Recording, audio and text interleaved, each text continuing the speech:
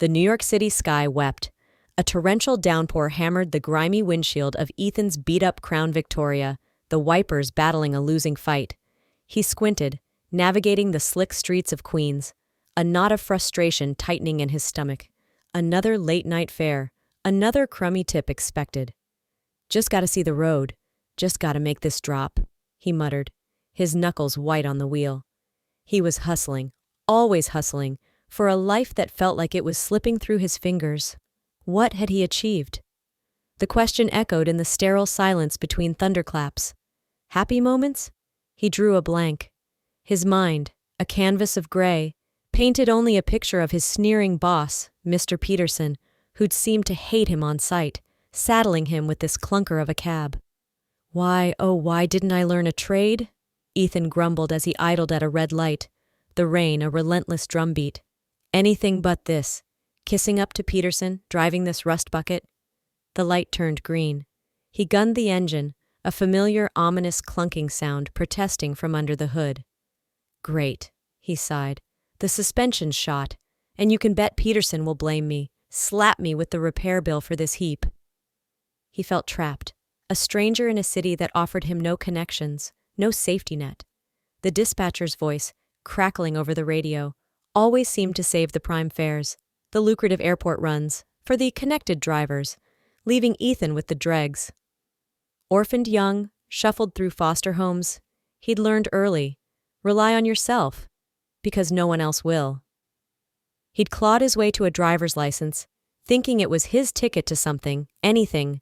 Now it felt like a one-way street to nowhere.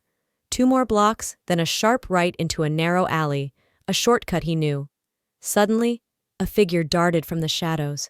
A woman, heavily pregnant, arms flailing dramatically as if she were about to collapse, right in his path.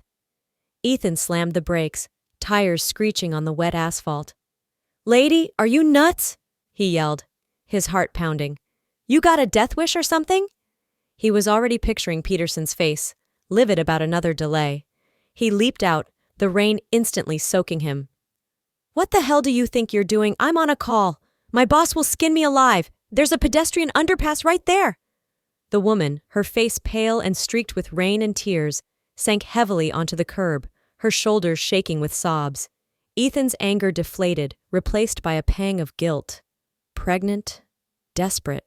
Oh man, he thought. What if she's in labor? The thought, a jolt of panic, shot through him. "Look, I'm sorry," he stammered, trying to smooth over his outburst. "Come on, get in the car, you'll catch your death out here. This rain isn't letting up." He opened the passenger door, a small act of kindness in a night filled with his own bitterness.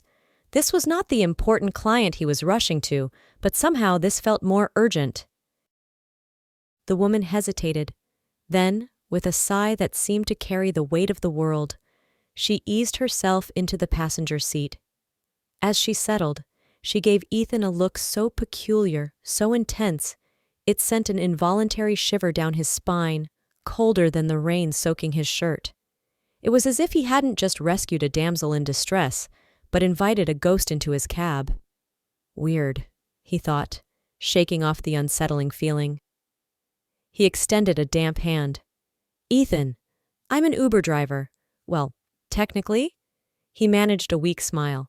Her reply came in a low, steady voice that belied her earlier distress, and it hit him like a physical blow. "I'm Tina, and I'm an ex-con." The chill returned, this time a full-body ice bath. An ex-con? Pregnant? In his cab? His mind raced. Talk about picking up a passenger. You couldn't make this stuff up. He could feel the tremor in his own hands as he gripped the steering wheel. Tina noticed. A small, sad smile touched her lips. "Relax, Ethan. Just an ex-con. Nothing to be scared of, unless you've got a problem with women doing time." No, of course not," Ethan stammered, trying to sound nonchalant, his voice betraying his nerves. "Not at all. Life, throws curveballs, right? No one's immune. Heck, I don't even know what tomorrow holds for me." He was thinking of Peterson, of the clunking car, of his precarious job. Tina placed a surprisingly gentle hand on his shoulder. Her touch was warm, firm. "I'm no psychic, Ethan. Can't tell you your future. But I have a strong feeling. A very strong feeling that your life is about to change, radically, for the better. Her words hung in the air, heavy with an unspoken promise, or perhaps a warning. Ethan frowned. Change? The only change he could foresee was Peterson finding a new inventive way to make his life miserable, probably starting tomorrow. A new life without a job, without money. That sounded about right. His thoughts drifted, unbidden, to his childhood. No parents to remember. Just the sterile walls of one group home after another. He'd been the smallest, the quietest, always on the periphery. Love, affection. Those were words from books, not from his life. The counselors were overworked, often absent. He'd learned to survive, to expect nothing. Friends were a luxury he couldn't afford. His ingrained sense of justice, his refusal to join in petty cruelties, made him an outsider even among other outcasts. He'd dreamed of escaping, of finding a place where he'd be valued, loved. But where? With no family who would care? The system had told him his parents had abandoned him. After that, he'd built walls around his heart. The desire to be loved was a childish fantasy. He'd gotten his license as soon as he could, seeing it as his only path to self-sufficiency. Then, the move to the Big Apple, chasing a dream of anonymity and a fresh start. He'd pounded the pavement, finally landing this gig with Peterson's Fleet Peterson, a man whose arrogance was as vast as his apparent disdain for Ethan. He'd found a small apartment in an outer borough, a tiny foothold. But Peterson's constant harassment was a grinding stone on his nerves. The memory of his one brief moment of initiative at work flashed in Ethan's mind. A discussion about fleet maintenance, a new brand of engine oil. Ethan, emboldened by a rare moment of confidence, had joked he knew a thing or two about it. The company owner, a Mr. Henderson, had actually praised his input. Peterson, however, had glowered, his face a mask of resentment. Henderson might actually listen to this upstart? Unthinkable. Peterson had bided his time. Ethan knew it. And this late arrival, this detour with Tina, this would be the perfect excuse. He glanced at his passenger. "If you don't mind me asking," he ventured, pulling up to another red light. "How far along are you?" Tina smiled, a genuine radiant smile this time. "Not long now. Past 7 months." "Wow," Ethan said, a touch of wistfulness in his voice. "Kids. I guess that's not in the cards for me. All alone, you know? Never found the right person. Stopped trusting people a long time ago, to be honest." "You've got your whole life ahead of you, Ethan," Tina said softly. "You just need to believe it. If you want to change things, you can. I see it in you. You're a good guy, kind. Maybe a little too trusting for this city. But that's a strength, not a weakness. You just don't see it yet." "Maybe you're right," Ethan conceded with a shrug. "Maybe I do need a change." Tina then insisted she'd pay, giving him an address. It was a street he knew, but the house number? "Look, don't worry about it," Ethan said, shaking his head. "I get it. No cash, right? You wouldn't believe how many times I've heard, 'Oh, I'll just run in and get the money.' Then poof, they're gone. You're not gonna fool me. And honestly, there's no need. I'll take you. No charge." Tina's head drooped. "I'm not a charity case, Ethan, if that's what you're thinking," she said, her voice barely a whisper but with an edge of steel. "Yes, I've spent time away, where you dream of freedom every single day, but it doesn't mean I've lost my dignity or can't pay my way. You're mistaken about me. I'll prove it." There she went again with those cryptic half-statements. Ethan raised an eyebrow, a smirk playing on his lips. All right, have it your way. But just so you know, this address is as far as I go. I've got that important client, remember? I'm already super late." Tina nodded, and they drove the next 30 minutes in a charged silence. Ethan focused on the rain-slicked road. Tina stared at her hands in her lap. Her shoulders trembled slightly, but she wasn't crying. As they pulled up to the address, Ethan noticed it was a bank, a prominent, brightly lit bank branch. A joke formed on his lips. "Hey, whatever you do, don't, rob the place, okay? I don't want to be an accessory." Tina just waved a dismissive hand and got out. True to his word, Ethan didn't ask for money. Pregnant, just out of jail. She had enough on her plate.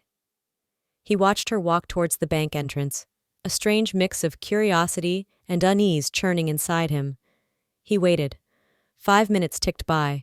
No sirens, no commotion, just the city's hum. Convinced she wasn't about to stage a heist, he put the car in drive. As he pulled away, it hit him. He slammed his palm on the dashboard. Idiot! That important client. Peterson's gonna crucify me. Ethan arrived at the VIP client's penthouse an hour late. The man, a slick exec type, didn't say a word, just shot him a look that could curdle milk. That was enough. Ethan knew a storm was brewing back at the dispatch office. The ride back was a silent torment, the client glued to his tablet, Ethan bracing for the inevitable. His heart felt like a lead weight. He'd have no defense against Peterson's wrath. Parking the battered Crown Vic in its usual spot, Ethan practically sprinted into the office. Mark, another driver and Peterson's known suck-up, sauntered past, a malicious grin plastered on his face. Mark always got the best fares, and rumors flew about how he persuaded Peterson. The thought made Ethan's skin crawl. His disgust must have shown on his face, because just then, Peterson emerged from his office, a smirk playing on his lips. Ah, Ethan, just the man I wanted to see? What's with the long face? Oh wait, let me guess. You hate my guts, and that's why you look like you swallowed a lemon. Well, come on in. I'm about to add a whole lot more bitterness to your day. That sealed it. Nothing good could come of this. Ethan followed him into the cramped office. The room looked different. The usual potted plant on the windowsill was gone. And the visitor's chair? It was a rickety, stained thing, looking like it had been salvaged from a dumpster. Yes, Peterson said, noticing Ethan's gaze. That's your future, Ethan. Get a good look. I brought it in special, so you can really feel what hopelessness and poverty are like. Know why I bothered? No idea, sir, Ethan managed, his voice trembling slightly. You have an unconventional sense of humor. Partly true, Peterson chuckled, patting Ethan's shoulder with false camaraderie. I can be a real joker, but not with you, my friend. I know all about your little scenic tour tonight. Thought I wouldn't find out just because you were out of sight? I'm sorry, Mr. Peterson. Traffic was terrible, and the car, it's not in the best shape. Excuses, Ethan knew, were futile. If Peterson was staging this drama, it was for his own twisted satisfaction. The man's vanity was legendary. He'd preen in front of a mirror for ages. No, sit down. Peterson gestured to the awful chair. Actually, don't. Maybe it's better you stand. See, I had a little GPS tracker installed in your car. Call it a hunch. Knew it would come in handy. Ethan's blood ran cold. A tracker? What are you talking about? Oh, I saw your whole route, Ethan. The multiple stops, the detours through back alleys, and imagine my surprise when I saw you parked outside a bank for a good 5 minutes.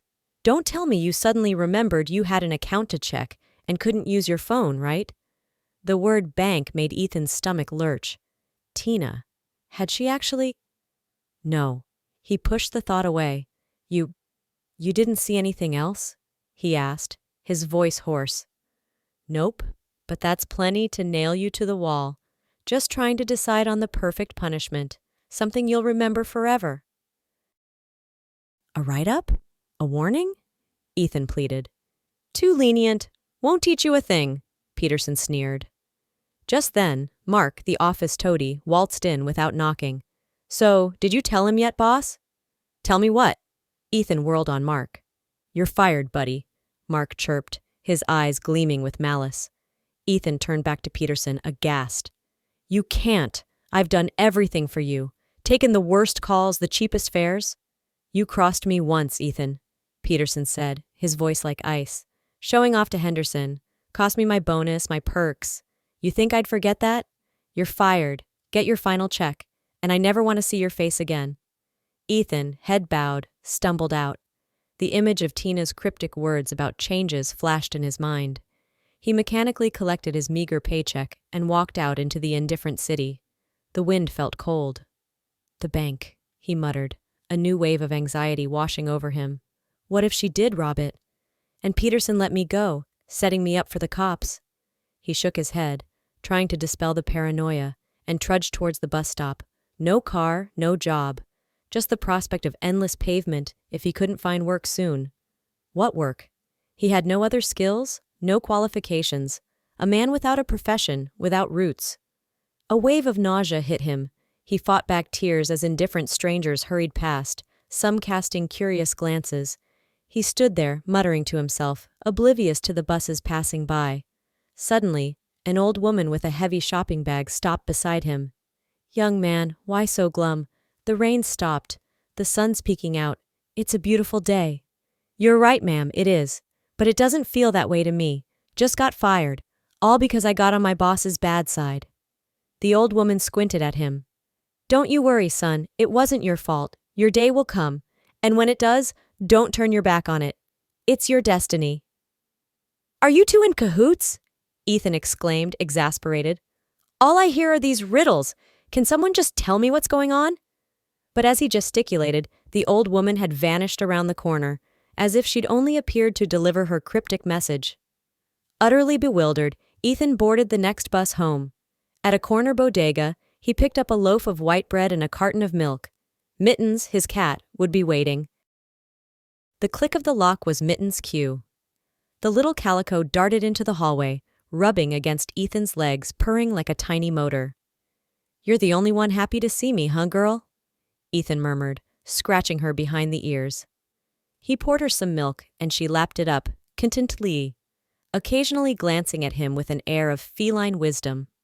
He stood by the window, staring out at the uncaring city, the weight of his unemployment pressing down on him. He swallowed hard, fighting the lump in his throat. Suddenly, a sharp knock on the door startled him. "Weird," he thought. "I'm not expecting anyone." He peered through the peephole, then called out, "Who is it?" A cheerful, vaguely familiar female voice answered. "It's me, Mrs. Gable from 3B. Ethan, honey, open up. Let's have some tea." Confused, he opened the door. Mrs. Gable, his elderly neighbor, a woman with a kind smile and twinkling eyes, stood there holding a small cake box. "Goodness, Ethan, have you been crying?" she asked, her voice surprisingly gentle. "Oh, come now, let me wipe those tears. There, that's better. No need for waterworks." "I'm sorry, Mrs. Gable," Ethan mumbled, embarrassed. It's been a rough day. Really not in the mood for tea or anything, to be honest. Maybe another time?" "Nonsense, dear boy. It's my birthday, can you believe it? 77 years young. I couldn't possibly not share a slice of cake with my favorite neighbor." Ethan's face fell. "Oh, Mrs. Gable, I'm so sorry. With everything going on at work, my former work, I completely forgot." "And forgot about your own life in the process, I'd wager," she said, her eyes knowing. "Don't look so surprised. I know you're not seeing anyone. It's high time, Ethan. You're a good man. You need a family. It's no good being a lone wolf. Old age creeps up on you when you're not looking." "What about your family, Mrs. Gable?" Ethan asked, deflecting. "Shouldn't you be celebrating with them?" Mrs. Gable sighed, a shadow crossing her face. "Oh, Ethan, my kids, my grandkids. They pop in for an hour, maybe two, always busy. An old woman isn't much company for them, I suppose, if my Arthur were still alive. But he's gone, so I sit by the window, watch the families go by." "I understand," Ethan said softly. "But a family, that's not for me. Always working, just trying to make ends meet. And now, well, I'll be pinching pennies for a while. I got fired today." "Oh, you poor dear. But don't despair. Now, are we going to stand here in the hallway all day? Let's go to your kitchen. I'll make us some tea, and you can tell me all about it." Ethan couldn't refuse. They spent an hour setting up an impromptu birthday tea party. Mrs. Gable cut generous slices of cake. "Eat up, dear. Salads, cold cuts, cheese. I don't eat much myself these days, not like when I was young." "Mrs. Gable," Ethan began, a thought forming. Does good karma exist? Like, you do something nice for a stranger and then something good happens to you?" "Of course, Ethan. Why do you even ask? I've helped many in my time, and kindness often found its way back to me. Not so many visitors these days, but I hold no grudges. Why the question? Did you give someone a free ride?" "You know everything, don't you?" Ethan chuckled. "Yeah, a young woman. She didn't have any money, so I just dropped her off. She was in such a hurry." He deliberately omitted the ex-con and pregnant details. He didn't know how Mrs. Gable would react, and he'd had enough judgment for one day. Their tea party wound down close to 11. After seeing Mrs. Gable out, Ethan returned to a kitchen filled with leftovers. He put them away, his appetite gone. He needed a plan. He fired up his laptop, scrolling through job sites. Experience required. Degree preferred. The words mocked him. It looked like manual labor was his only option. A new life had indeed begun. No more driving, just back-breaking work on loading docks. Was this why he'd come to New York? His dreams felt like distant, faded photographs. He remembered fighting for every scrap of autonomy in the foster system. He yearned suddenly to see his parents, an impossible wish. They were ghosts, specters of a life he never knew. They'd given him up, like a faulty toy returned to the store. Sleep offered no escape, only a replay of anxieties. Mrs. Gable was right. Loneliness was a bitter pill, especially as one aged.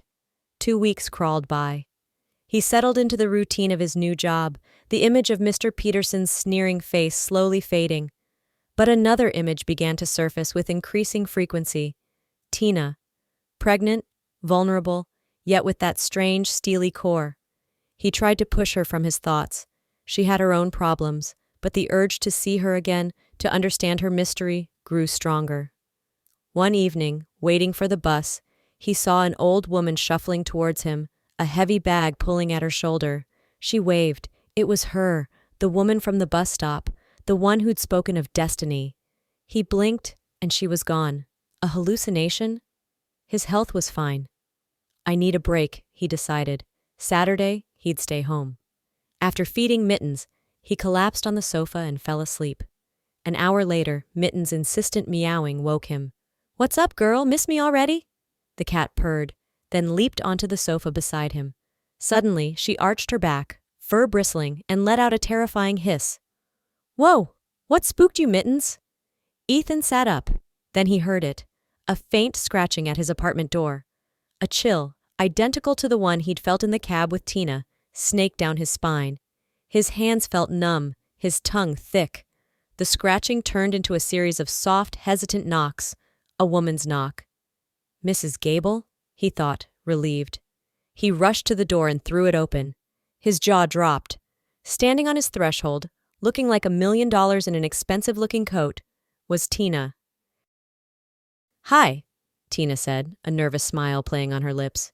"Remember me?" Ethan was speechless for a moment, taking in her transformation.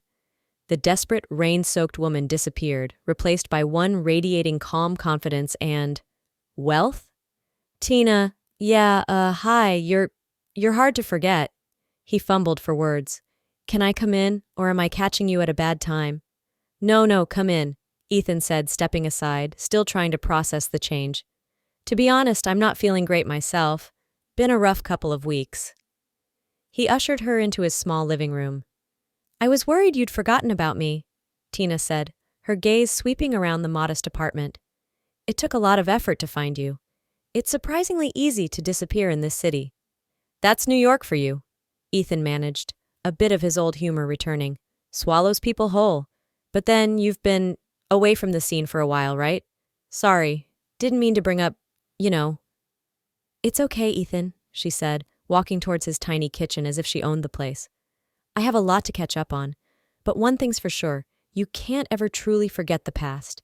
It's stained. Too many dark spots to ever wash clean." "What are you talking about?"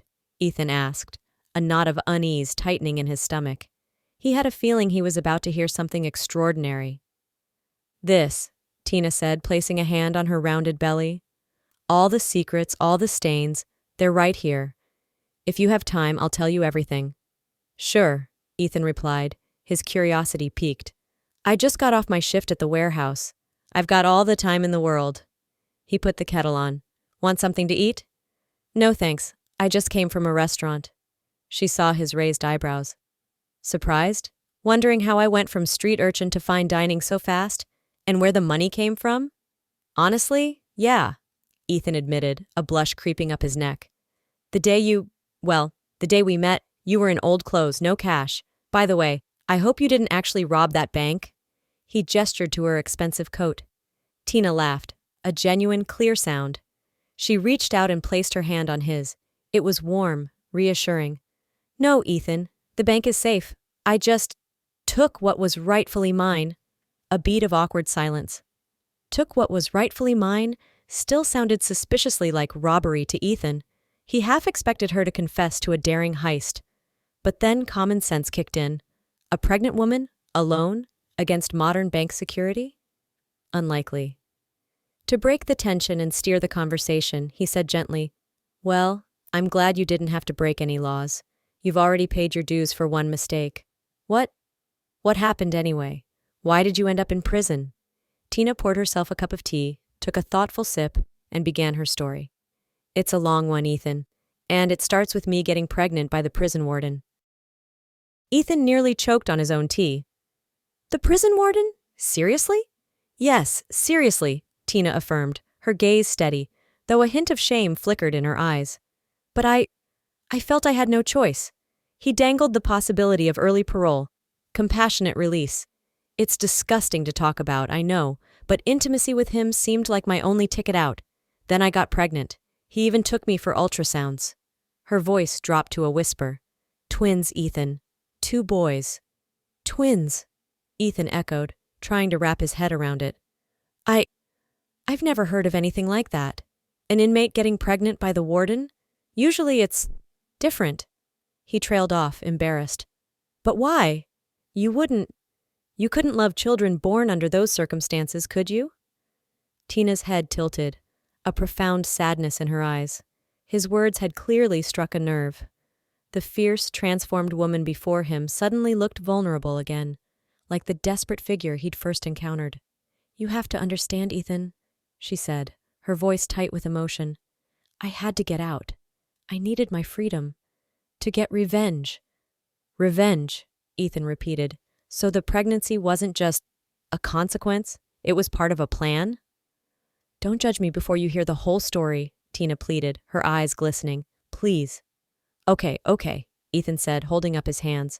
"I'm listening. No more interruptions." And so Tina unspooled the twisted tale of her downfall. Her father, Eugene Maxwell, a wealthy and respected businessman, had remarried a few years after her mother's death.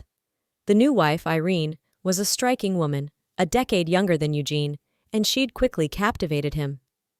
"Dad was head over heels," Tina said, a bitter twist to her lips. He couldn't see past her pretty face. Tina herself had a small but thriving marketing firm, and the demands of her own business meant she couldn't always be around to monitor the situation at home. Then Irene brought her adult son, Alex, into their lives. She convinced Dad to let Alex move in, Tina explained. And then, through sheer manipulation and charm, she got Dad to marry her. It was a lavish wedding, a real spectacle. Ethan finally broke his silence. "Hold on. Your father, he wasn't a fool, was he? You said he was a successful businessman. He must have been in his 50s. People don't just lose their minds at that age." "Oh, he knew what he was doing on some level," Tina sighed. "But he adored female attention, and Irene provided it in spades. I tried to warn him, but he wouldn't listen. He made his choice." "Sorry," Ethan said sheepishly. "It's just, I've seen manipulative people before. Not on that scale, obviously. I never told you, but I'm an orphan. Grew up in the system, never knew my parents. Foster care, group homes. That was my childhood. Got my commercial license through a state program. That's how I ended up driving." "It's hard not having family to lean on," Tina said, her voice softening with empathy.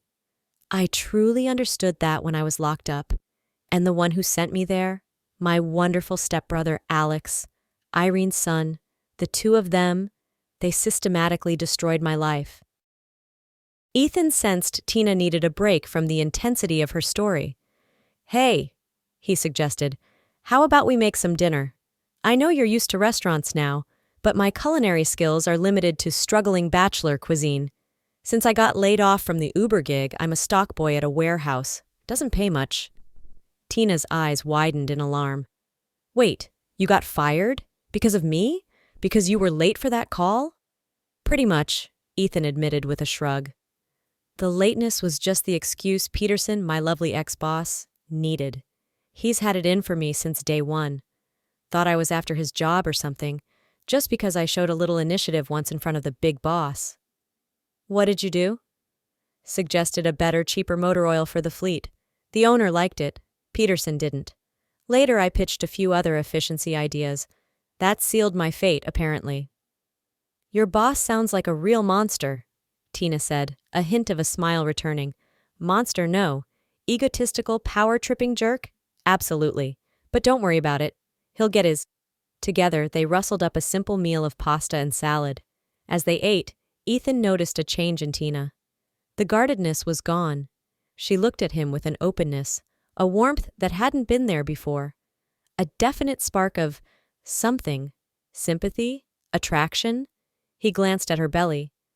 So, he asked, trying to sound casual, are you planning on a regular hospital or one of those fancy private clinics for the birth? You can obviously afford it now. And what about this stepbrother Alex? Where is he? You said he's the reason you went to jail. Tina's expression hardened. Time will tell about Alex, she said cryptically. Yes, he set me up, royally. I trusted him with my business, brought him into my company to handle accounting and HR. And he messed it up? Ethan guessed. Messed it up is an understatement, Tina scoffed. He engineered things so I'd attract the IRS's attention, turned my own employees against me. He was a con artist, plain and simple, and I was the one who paid the price. But you know what? I don't regret it. I learned an invaluable lesson. Which was how to survive when the chips are down, and how to read people, to see if they're coming from a place of good or evil. Sounds a lot like my education in the foster system, Ethan mused. Feels like we've walked similar paths in a way. He paused, then made a spontaneous offer. Listen, Tina, stay here tonight. You can have the bedroom. I'll take the couch in the living room. It's not much, but... Tina agreed immediately, a look of relief washing over her face. It was clear she hadn't just been looking for an ear to bend. She'd been looking for him.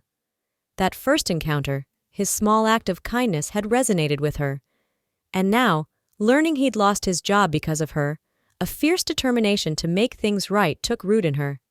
She remembered how he'd spoken about his car, not just as a machine, but as a lifeline. As she settled into the unfamiliar quiet of Ethan's spare room, she pictured a future with him. But one question gnawed at her. How would he feel about children that weren't biologically his, conceived under such coercive circumstances? Her story had clearly shaken him. The next morning, the clatter of dishes woke Tina. For the first time in years, the sound wasn't jarring. It reminded her of the cacophony in the prison mess hall. But this was different. Comforting. She found Ethan in the kitchen, already making breakfast. Morning, Ethan. Morning, Tina. You're up early. Breakfast is almost ready. Couldn't sleep much, she admitted. Kept thinking about us. Us? Ethan asked, feigning ignorance. There's more I didn't tell you yesterday, Tina continued, plunging ahead. Things you need to know if we... Whoa, more surprises? Ethan said, a nervous flutter in his chest. I thought you closed the book on your past last night. The past is behind me, Tina affirmed, but there's unfinished business. And I need your help, Ethan. I'm sorry to spring this on you, but I can't do it alone. Great, Ethan said with a wry grin, placing 2 plates of scrambled eggs on the small table. Feels like we're right back to that rainy night. Deja vu all over again, from cabbie to stockboy, and now, what, accomplice? Ethan, the babies are due soon. I need to get back what they stole from me. I told you how Alex and Irene framed me. They didn't just send me to prison. They seized my company, my father's legacy. I built that business from the ground up, poured my soul into it. They have to pay. Tears welled in her eyes. Ethan instinctively reached out and put an arm around her trembling shoulders. He felt a surge of protectiveness. Before him was a woman, strong yet vulnerable, wealthy yet wounded. He could help her. If he didn't, he'd regret it. He gently stroked her hair. Okay, Tina, I'll help you. I don't know how exactly. These people sound powerful, connected.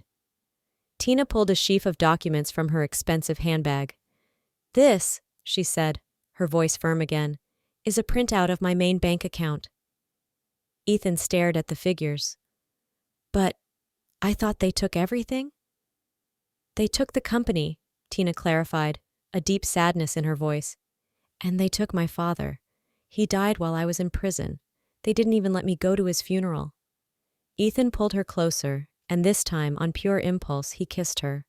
A soft, hesitant kiss that deepened as Tina responded, pressing herself against him as much as her belly would allow. For a long moment, they clung to each other, two lost souls finding an anchor. I like you, Tina, Ethan whispered. I like you too, Ethan, she whispered back. I knew it from that first night. You didn't recoil when I told you who I was. Why would I? Judge you? Most people do. They shy away or look down on anyone who's done time. That's their problem, not mine. Now, let's see about your company. I withdrew some cash, Tina explained, pointing to the statements, to get presentable and to pay some people to find you. A thought struck Ethan. It wasn't Mr. Peterson, was it? Who helped you find me? Peterson? No idea who that is, Tina said dismissively. Some other contacts. They did what they could. Now we need lawyers, the best, to force Irene and Alex to give back my company. Ethan agreed, no strings attached. This was personal now. He knew betrayal. Together, they found Marcus Thorne, one of NYC's most formidable corporate litigators. After a tense meeting, Thorne, intrigued by the audacity of the case and Tina's quiet steel, agreed to take it on. It was then Ethan learned the full truth about the money.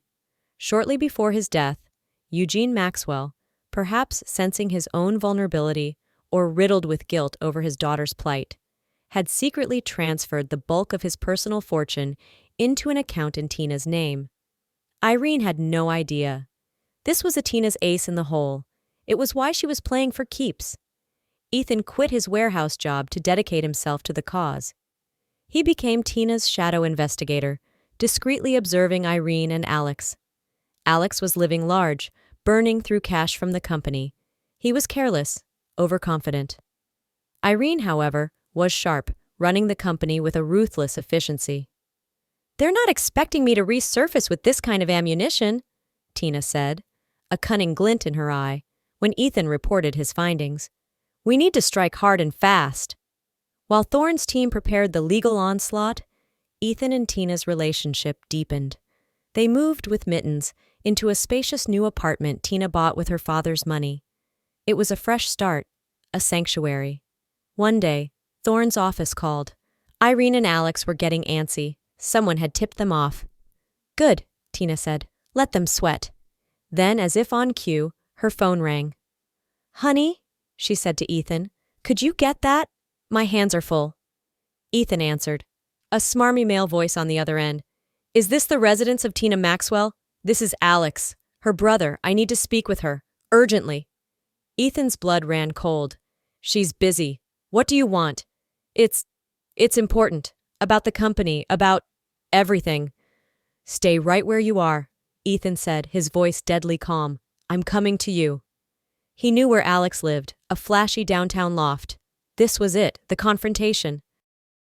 Ethan found Alex pacing nervously in the lobby of his chic apartment building. The bravado Alex had likely projected over the phone was gone, replaced by a pasty fear. Well, look who it is, Ethan said, his voice dripping ice. Heading somewhere, Alex? Perhaps to see your stepsister? Who are you? Alex stammered, visibly shrinking. Let's just say I'm a friend of Tina's, Ethan growled, grabbing Alex by his expensive lapels.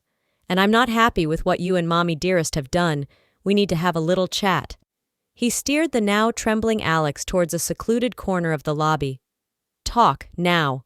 Who cooked up the scheme to frame Tina? Alex, thoroughly intimidated, spilled everything. It was Mom. She wanted Dad's business, all of it. Tina was in the way. She told me to make Tina disappear for a while. And prison was your best idea? Ethan sneered. Better than, killing her, right? Alex whimpered. What else do you know? Ethan pressed. About your father's death.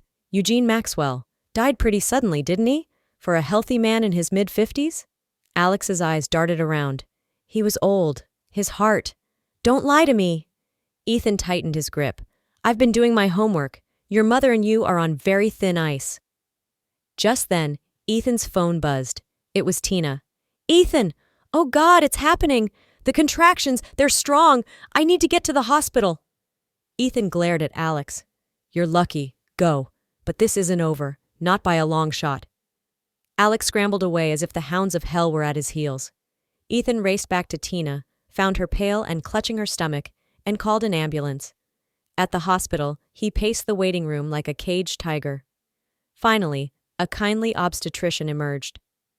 "Mr. Maxwell? Ethan? Just Ethan?" "Well, Ethan, your wife is going to be fine. It was false labor, Braxton Hicks, common with multiples, but we're keeping her for observation. She's close to term, and with twins, we want to be cautious." "Wife?" Ethan blinked. "Twins? Oh, right." The doctor smiled. "Yes, twins! Congratulations! You should be overjoyed." "I am," Ethan said, a dazed smile spreading across his face. He felt a warmth spread through him that had nothing to do with the stuffy hospital air. As he stepped outside for some air, a window opened on the second floor. It was Tina, beaming. "Ethan, I love you," she called out. He grinned back, his heart swelling. "I love you too, Tina, and our kids. Hey, the doctor thinks we're married." "And you don't like that?" she teased. "No, I mean yes, I like it. I know what we need to do." "Don't go," Tina pleaded. "Stay a bit. We still have the company to deal with. Maybe we should just let it go." "No way, Tina," Ethan said, his jaw set. "You rest. Get ready for these babies. I'll handle this." He blew her a kiss and strode purposefully towards his car. First stop, Marcus Thorne's office. Thorne was waiting. "Ethan, good, you're here. We're ready to file. But there's a new wrinkle. Irene is trying to declare the company bankrupt." "Bankrupt?" Ethan exclaimed. "Is all this for nothing?" "Not at all," Thorne said calmly. "I have connections. We've put a stop to that maneuver. Miss Maxwell will get her company back, perhaps a little bruised, but salvageable. Given her financial resources, recovery shouldn't be an issue." "About that," Ethan said. "Tina's in the hospital, on observation. Could go into labor any minute." "Understood. We'll proceed through you." Just then, Thorne's other line rang. He listened intently, then hung up, a grim smile on his face. "That was Alex. Seems your little chat scared him straight.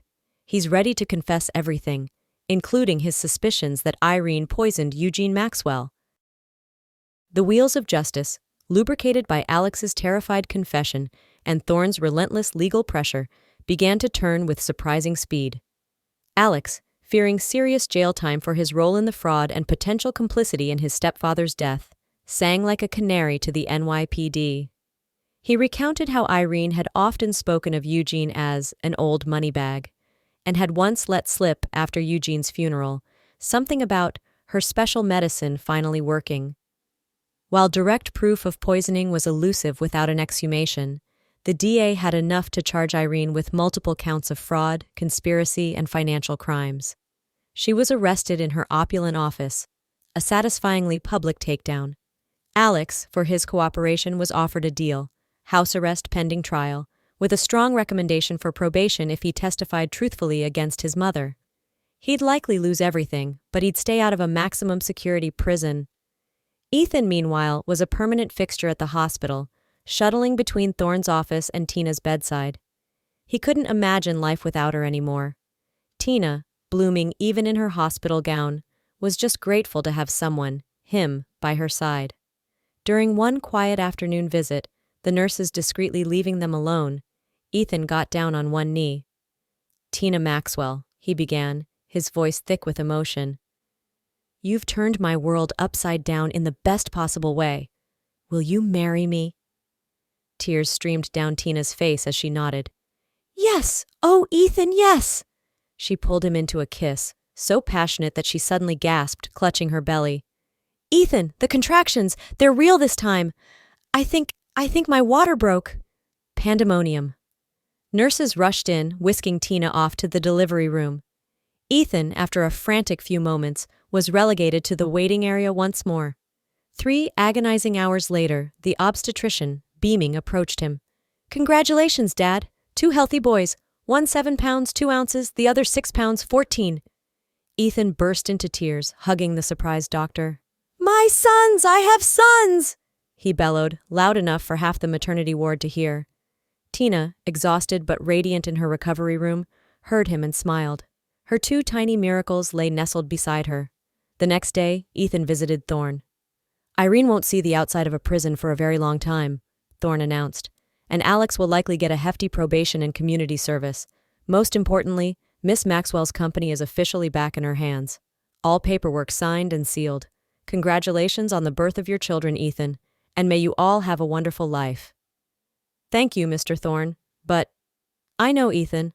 I know everything, Thorne said with a knowing smile. And believe me, it's all going to be wonderful.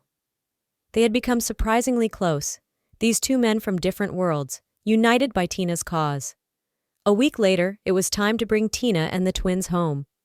Ethan pulled up to the hospital entrance in a gleaming new SUV, a surprise gift from Tina he'd initially refused, then accepted with a promise to repay her somehow. As he waited, a familiar beat-up taxi pulled up. Out stepped Mr. Peterson, looking harried and disheveled. His eyes met Ethan's. Well, I'll be, Peterson sneered. Look who it is. Back to driving, Ethan? Who trusts you with a fancy rig like that? Still charming as ever, Mr. Peterson, Ethan laughed. And no, this is my personal vehicle. Yours, on the other hand, looks like it's seen better decades. Still running on that cheap oil?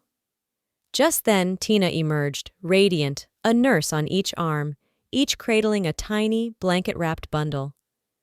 Honey, you weren't waiting too long, were you? Ethan handed her a bouquet of roses, gave the nurses a bottle of champagne he'd brought, and carefully took one of his sons. For you, my love, I'd wait an eternity. He kissed Tina deeply, then turned to a slack-jawed Peterson. And how did you manage to go from boss to lowly cabbie, Pete? Karma's a funny thing, isn't it? He didn't wait for an answer, ushering his new family into their new life. Within weeks, Tina was back at the helm of Maxwell Enterprises, Ethan by her side. The company, though battered by Irene's mismanagement and attempted sabotage, was fundamentally sound. Tina's father had built it on a solid foundation. You know, Tina said one evening, as they reviewed quarterly reports in their spacious home office, the twins gurgling contentedly in their twin bassinets nearby. I was thinking, you've got the driving experience, and I need a personal driver I can trust implicitly. Ethan grinned. Are you offering me a job, Miss Maxwell? Only if you want it, Mr. Maxwell, to be. Part-time, of course. Your main role is Chief Operating Officer of our lives, and my most trusted advisor here. Deal, he said, leaning over to kiss her. Irene received the maximum sentence for fraud and embezzlement. Alex, true to the deal, received 5 years probation and faded into obscurity, reportedly moving to a small town upstate to try his hand at farming. True to Ethan's word about knowing what to do, he and Tina filed for a marriage license at City Hall. Given their unique circumstances and the newborn twins, the city clerk, a romantic at heart, expedited their paperwork. They were married in a simple ceremony a week later. The mysterious old woman from the bus stop, whose prophetic words had echoed in Ethan's mind, would have smiled. Their feast had arrived. Mrs. Gable was the guest of honor, beaming like a proud grandmother, alongside Dr. Evans, the kindly obstetrician who delivered the twins. It was a small gathering. Tina had no other family left, and Ethan's past was a closed chapter. They were each other's family now. The twins, registered with Ethan's surname at his insistence, they deserve a father's name, a complete family, he'd declared, thrived under their devoted parents' care.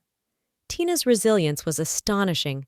She'd endured betrayal, imprisonment, and the harrowing circumstances of her pregnancy, yet emerged stronger, her spirit unbroken. Rebuilding Maxwell Enterprises was a challenge. The entire upper management, tainted by Irene's regime and openly hostile to Tina's return, had to be replaced. Ethan, with his uncanny ability to read people, a skill honed in the harsh corridors of foster care and sharpened by his recent ordeals, took charge of hiring the new team. Each candidate underwent his rigorous gut-check vetting process. Tina never forgot her father.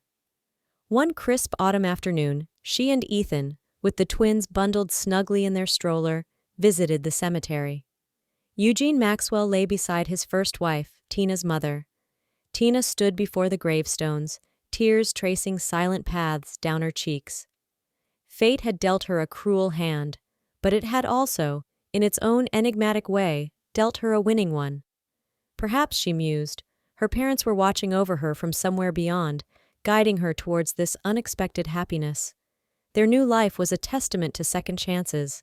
Ethan, the down-on-his-luck Uber driver, was now a loving husband, doting father, and respected business partner. Tina, the wronged heiress and ex-con, was a triumphant CEO, a cherished wife, and a fiercely protective mother.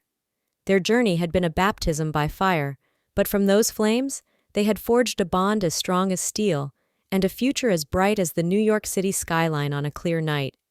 Their love story, born in a rainstorm and tempered by adversity, was just beginning.